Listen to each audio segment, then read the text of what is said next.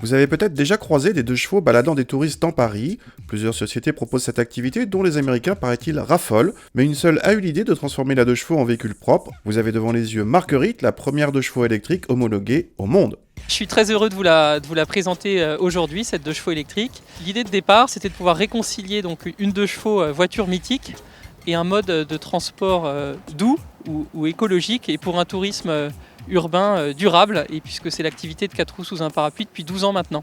C'est une deux chevaux 100% électrique. On lui a enlevé la chaîne de traction thermique et on a remis une chaîne de traction électrique 100% électrique. L'autonomie c'est 80 km, mais on a encore très peu de recul sur son utilisation urbaine.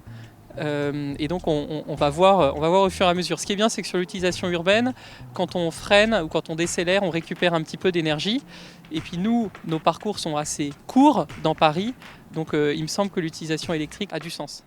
La société compte actuellement 42 deux chevaux, Marguerite comprise, et envisage de convertir à terme toute sa flotte à l'électricité.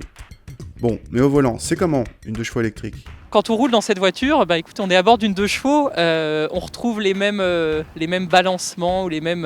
Ouais, on a perdu un petit peu on a perdu le bruit du moteur, mais on désespère pas de le remettre un jour.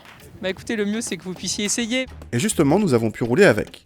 Oui, c'est vrai, la partie châssis n'a pas changé, on retrouve les mêmes mouvements de caisse complètement impensables sur une voiture moderne. La direction n'est pas assistée, mais cela ne pose aucun problème vu la taille des roues. Le freinage n'est pas rassurant, mais on s'habitue. Question performance, on atteint sans problème les 50 km/h et on peut même grimper les côtes de Montmartre avec 4 passagers à bord.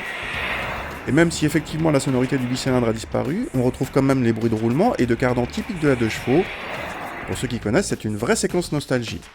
Si vous souhaitez rouler en deux chevaux électriques, sachez que Marguerite est déjà opérationnelle et qu'une balade à son bord coûte le même prix qu'avec ses sœurs à essence, à savoir 30 € par personne sur base de 2 personnes pour une demi-heure. Voilà en tout cas de quoi permettre à ce mythe roulant de sillonner Paris à long terme, sans crainte d'interdiction pour des raisons de normes ou de pollution.